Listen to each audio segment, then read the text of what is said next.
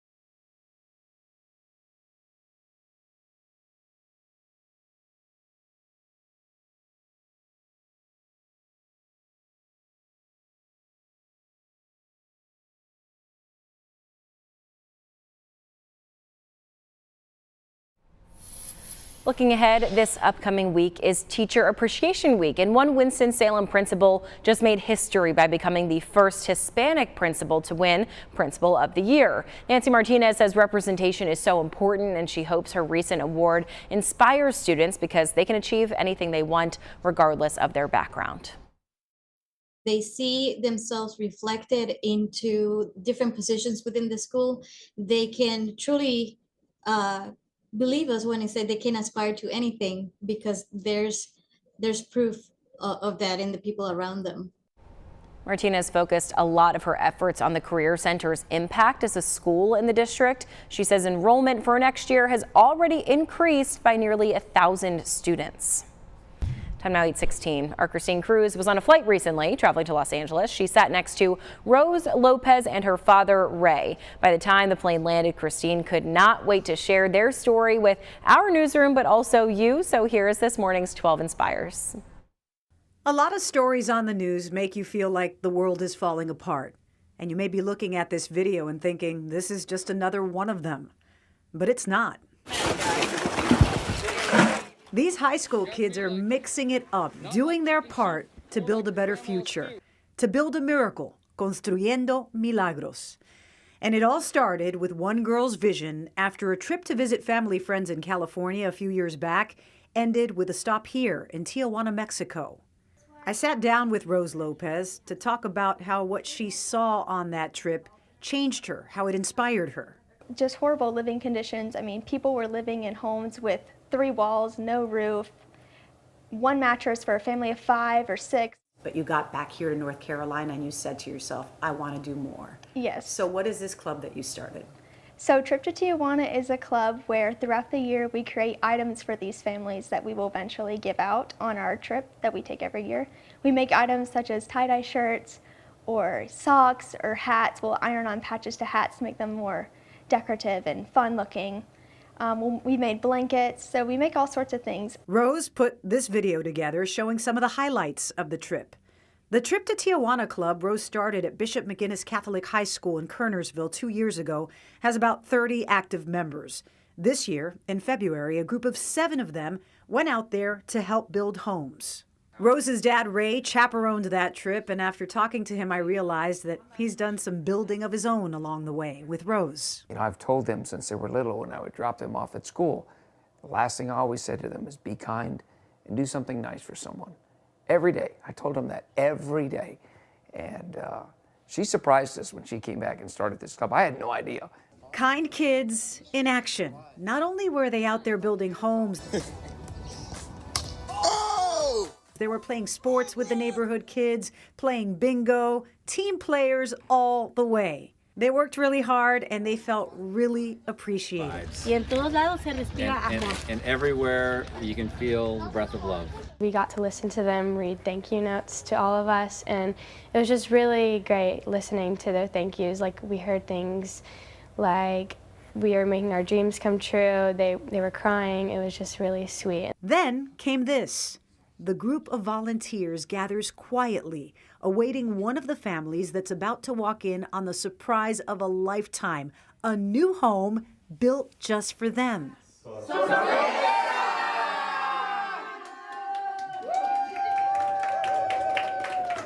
Hugs and the hope of a better future.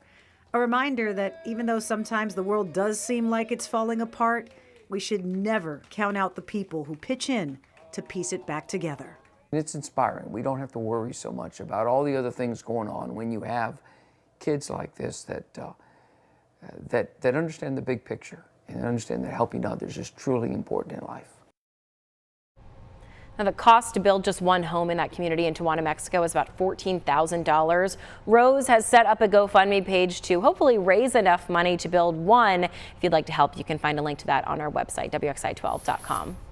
Today, a church in Winston-Salem is celebrating more than 2 centuries of existence. This is Friedberg Moravian Church, 250 years old. It's hosting a celebration for that this afternoon at 3 o'clock. That will be during the Wake Forest University Love Feast. The event includes a musical piece, guest speakers, and food. 3 p.m. though today, Dave. What is that doing weather-wise? Because I know you were saying the changes are coming. It's a beautiful morning right now, but changes might be coming later on this afternoon. Maybe seeing some scattered showers and storms starting to approach the area about that time, so we'll have to watch for that. And it'll be a critical time to watch the radar and download our app. Make sure you've got that. We'll take great care of things for you later this afternoon. If something does happen, we do get some storms in here. Looking out over Appalachian State, Boone right now, real nice conditions up there. Plenty of sunshine to enjoy, and in the foothills and the Piedmont at this hour too, where it's 53 up at Boone, 60 in the Triad right now, low 60s in the Triangle, mid 60s down towards Fayetteville and down around Wilmington and down along the Cape Fear 60 in Columbia at this hour. Our dew point numbers have come up a little bit from yesterday. We were in the 40s. Now we're into the 50s. So there's a little bit more moisture in the atmosphere to deal with. You'll start to feel maybe even a little bit more mugginess as we get into the day tomorrow and Tuesday too, as those numbers come up, as we get some winds up out of the south. The other thing we're watching, despite the fact we have the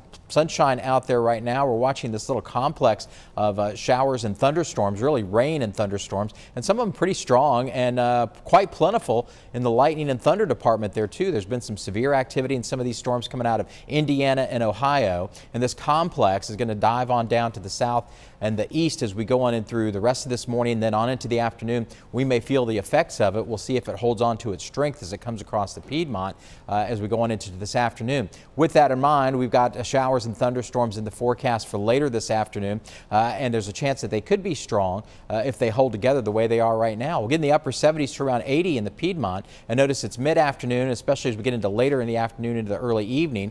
We may see those showers and storms push on through here. Same thing in the foothills. Temperatures will be in the upper 70s there. You'll still see some sunshine around through mid-afternoon or so, and the clouds might start to come in a little earlier up into the mountains with some stormy conditions there, showers and thunderstorms. Their high temperatures later today getting on up around the low 70s or so. Here's one model's idea here, and you can see the clouds that are on this as we get on into about 3, 4 o'clock. A little isolated activity, but the main line starts to come on through here as we get on into late afternoon, and you can see some of the heavier rains that might be with that, and even some thunderstorm activity could be strong, and maybe some isolated severe in there with some high winds as we get into about 6. By 7, 8 o'clock, they'll start to relinquish a little and then push on down to the east, and then we'll just be left over with partly cloudy skies as we go into the rest of the evening. A level 1 marginal risk for severe weather from the Piedmont Triad back out to the foothills and the mountains for later on this afternoon. That would mainly be from the possibility of some damaging winds cropping up in some of those storms that go through a little bit later on this afternoon. So be mindful of that. As we get on into tomorrow morning, things should clear out for any of the heavy rains that go through this afternoon. Should be short-lived, but then we'll have some random passing showers as we go through tomorrow morning at the bus stop. You might need the rain jacket. And then tomorrow we'll see the risk of maybe a passing afternoon shower or thunderstorm. Those would be isolated, and there's another chance for showers and storms in here as we get on into the day on Tuesday. So there's our 80 for today. Low to mid 80s Monday and Tuesday. That chance for scattered showers and storms once again, mainly relegated to the afternoon. There may be a brief shower tomorrow morning. And then Wednesday through Friday, we dry out and slightly cool off a little bit in the upper 70s. Another chance for showers and storms late week, really into the first part of next weekend on Saturday. Thank you, Dave. We are less than 2 weeks out now from the NASCAR All-Star Race hitting the track at North Wilkesboro Speedway. What you need to know if you are planning to go or hoping to snag a last-minute ticket. From Elon to East Bend, WXII 12 News has you covered. Keep up with your local news team across the Triad. Follow Jackie Pascal on social media.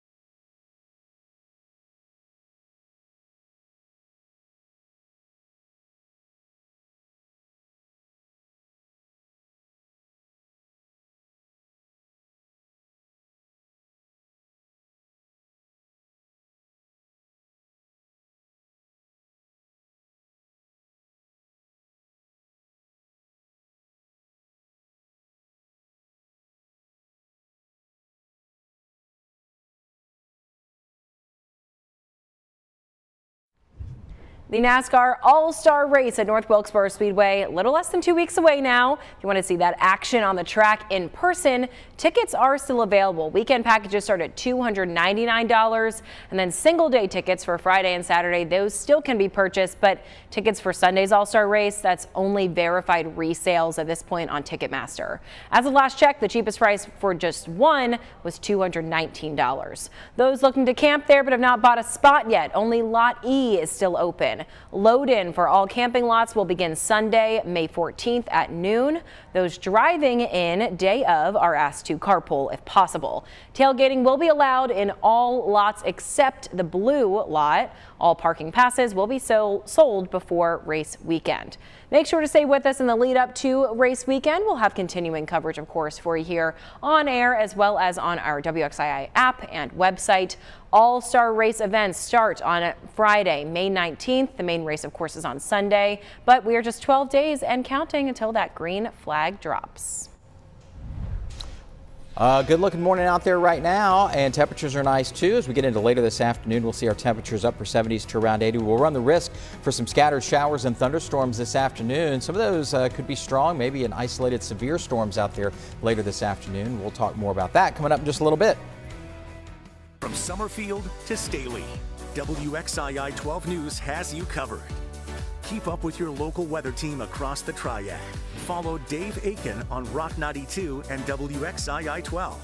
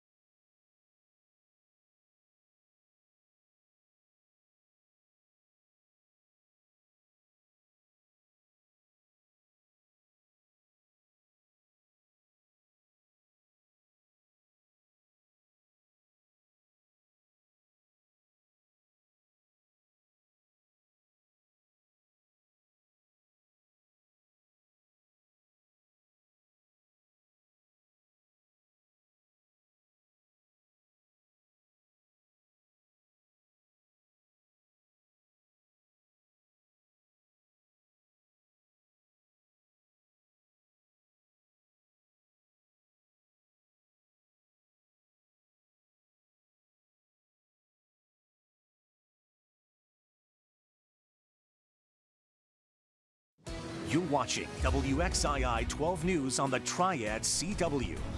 Good morning. Happy Sunday. Thank you so much for joining us, especially if you're just waking up. I'm jealous of all the sleep that you got. I'm Jackie Pascal. I'm here with meteorologist Dave Aiken. Although, Dave, it is a beautiful morning, so everyone got that early start today. The sunrise looked really nice, and it feels pretty comfortable out there. It does. You're right about all those things. What we're a little more concerned with is probably later this afternoon, though, Jackie, is we might see some storms crop up across the region. They won't really crop up. We'll see them coming out of the northwest, and I'll show them to you in just a little while. But you can see here over High Point, a nice-looking morning, plenty of sunshine to enjoy. And as Jackie mentioned, the temperatures are comfortable, too. 60 in High Point now, also in Greensboro, 59 in Burlington. Everybody's right around the 60-degree mark across the area right now. Up in the mountains, a little bit cooler, not too bad. 53 Boone and mid-50s up around Ashe County and West Jefferson and Sparta right now, too. You can see the clear skies across North and South Carolina, even Southside Virginia. But the thing we're going to want to watch as we go into this afternoon is this complex of rain and storms that are pushing off to the south and the east and may encroach our area a little bit later on this afternoon. Mid-afternoon to late afternoon, you can see all the lightning and all the thunderstorm activity in this. Some heavy rains in there in some spots as well, and even been some severe activity reported with this as it pushes on down to the south and the east as we go through time. We are in this level 1 marginal risk for severe weather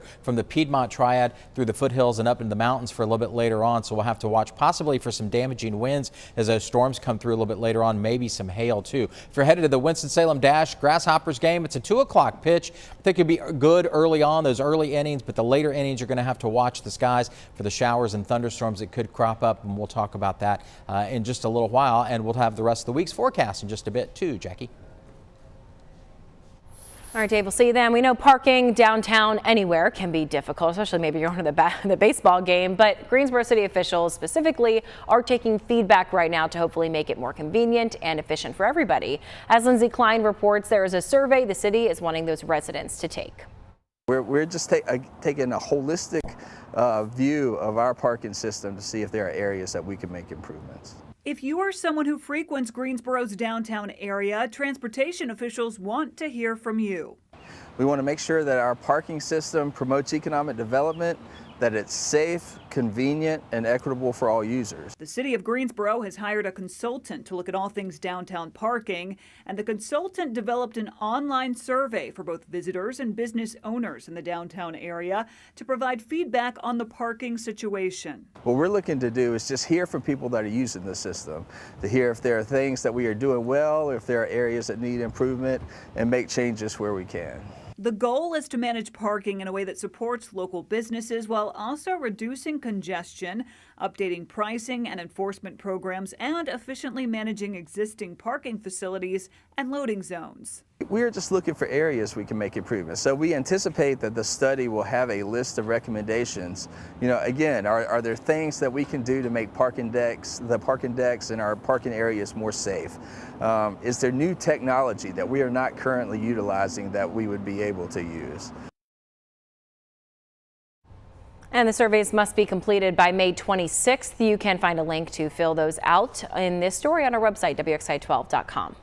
Time now 8:35. Requirements for North Carolina teens getting their driver's licenses are changing. So state law previously required teens to hold a learner's permit for 12 months before moving to a limited provisional license. That dropped to 6 months in the pandemic because of the difficulty taking driver's ed classes. A new law keeps that period at 6 months until 2024, and at that point it will be permanently set at 9 months. The General Assembly sent the governor this legislation last month. He said this weekend he will let it become law without his signature.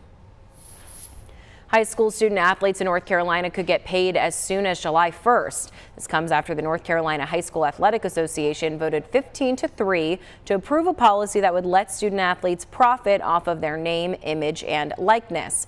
This includes traditional public schools, dozens of charter schools, and 4 non-boarding schools. Before athletes strike a deal with a company, they must go through an education course about NIL, and this will work similarly to college students getting sponsorship deals. We know the Red Cross has been facing a blood donor shortage since before the COVID-19 pandemic even started, but now there's legislation that's concerning making its way through the North Carolina General Assembly. It would raise the age for a person to donate blood without their parents' permission from 16 to 18 years old. The Red Cross says young donors are vital to saving lives. They issued this statement saying in part, quote, in North Carolina, 16 and 17-year-olds make up more than 15% of first-time donors, the majority of which which give at high school blood drives. These drives are critical in introducing young people to the life-saving act of blood donation and hopefully become lifelong donors to help ensure patients have access to the treatments they need. Winston-Salem State University is teaming up with the UNC School of the Arts to launch a virtual reality training program for the next generation of nurses. Nearly $800,000 has been awarded to WSSU's School of Nursing and UNCSA's School of Filmmaking. This will go towards the digital design and program implementation. Virtual reality helps nursing students apply what they've learned in the classroom through simulated real-world experiences. We're told this program is already receiving attention from college nursing programs across the United States. Families in the Triad gathered in Greensboro this weekend to support cancer research. The organizer and founder of the nonprofit Answer for Cancer survived brain cancer herself, and she says that survivors sharing their stories can oftentimes motivate people to be less violent. She teamed up with Dudley High School and Child Evangelism Fellowship for the Stop the Violence Community Health Fair this week. The organizer says encouraging survivors is her life's calling. I've always wanted to be a philanthropist. I never knew how I would be able to give back or to be able to do anything on the caliber of being a philanthropist.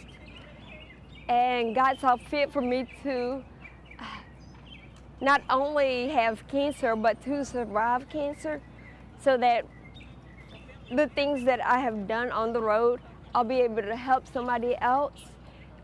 It's very humbling to know that I'm still here to help others.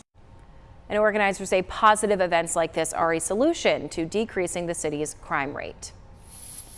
Looking ahead, May is Skin Cancer Awareness Month. Dermatologists at Atrium Health Wake Forest Baptist want to make sure that your skin is as healthy as it can be always. So it is holding free skin cancer screenings for the public on Tuesday. These will be at the dermatology offices in Winston-Salem and High Point. They'll run from 5:30 to 7:30 p.m. and no insurance or appointment is needed to take part. Wake Forest taking to the diamond in search of another series victory. We have highlights in sports coming up after the break.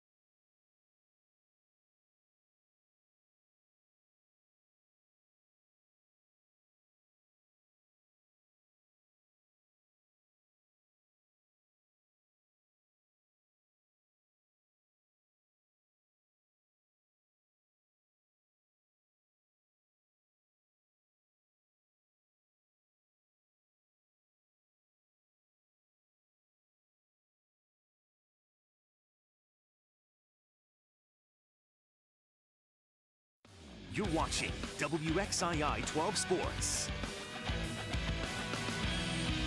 Friday, Boston College saw firsthand what has made this Wake Forest baseball team so special this season. The Deacs put together a complete game with the offense, the defense, and the pitching, all contributing to a shutout victory. Now, Saturday, the Deacs back at the couch with an opportunity to take another conference series. Wake Forest raising over $17,000 for the Epilepsy Alliance of North Carolina. Sean Sullivan taking to the mound in game 2, and Sullivan punching out 7 batters in 6 innings pitched.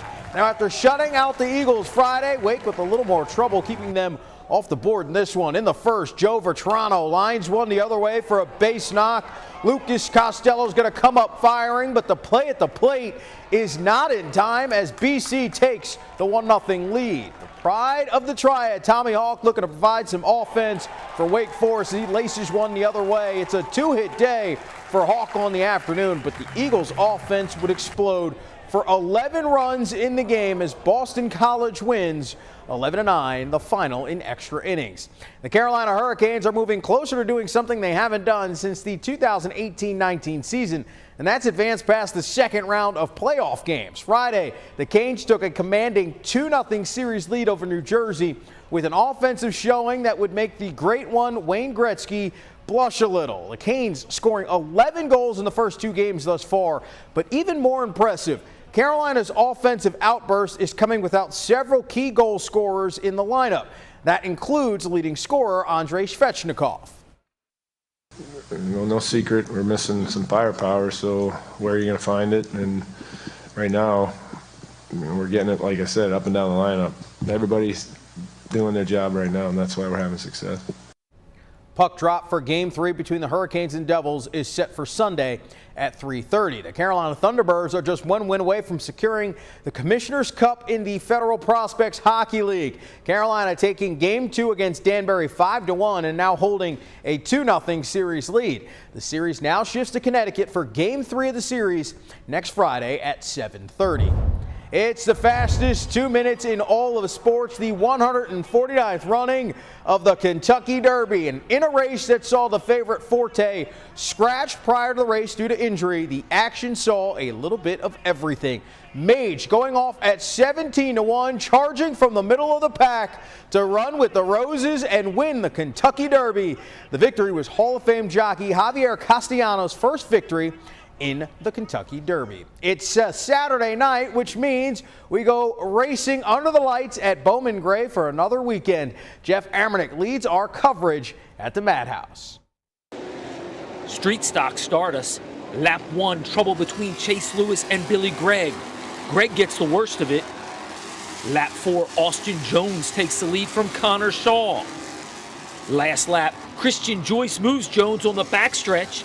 The race ends under caution with Christian Joyce winning, Billy Sykes Jr. second.